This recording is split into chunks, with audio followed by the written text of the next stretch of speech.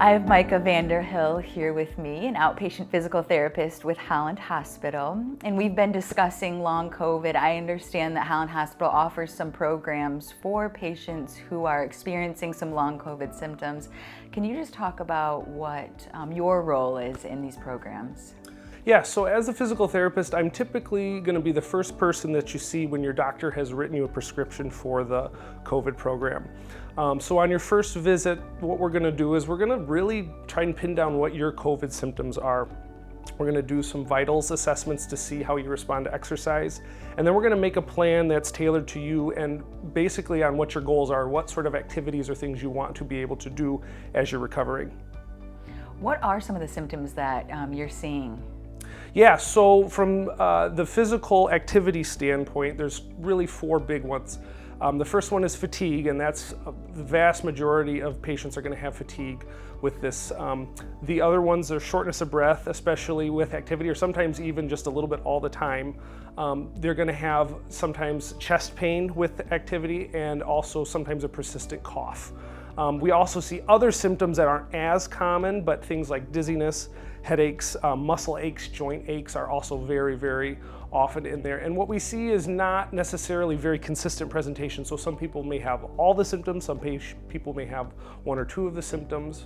And so that's why the physical therapy starting off helps sort of identify the specific profile that you have so that we can individualize that treatment. What, if somebody was to get involved in this program, realizing maybe they have something that just didn't feel right in their everyday life, what would that sort of look like when they saw you in terms of designing a program, or what may be some exercises that you all would go over? So a common one is people are not able to work or do their jobs. So often we'll have someone come in who is off work. And so we will spend a lot of time saying, what do you do at work? How long are you standing? How long are you doing this activity? How heavy are the types of things that you have to lift at your job? And then we will use that as a sort of goal or an endpoint for, okay, how long do we think it's going to take for you to get there? And then what are the exercises you can do at home or on your own to sort of build that bridge to that point safely.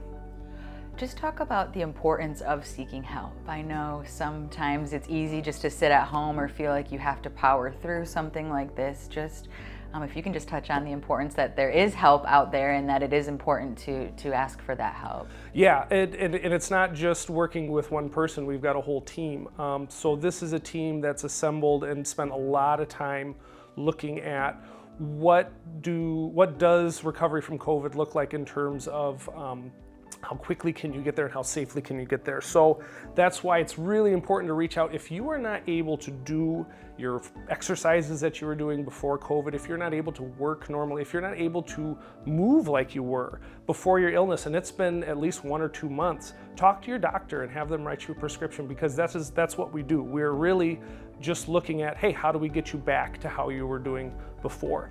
We know long COVID takes time. It's not going to necessarily resolve within a matter of a month or even 2 months.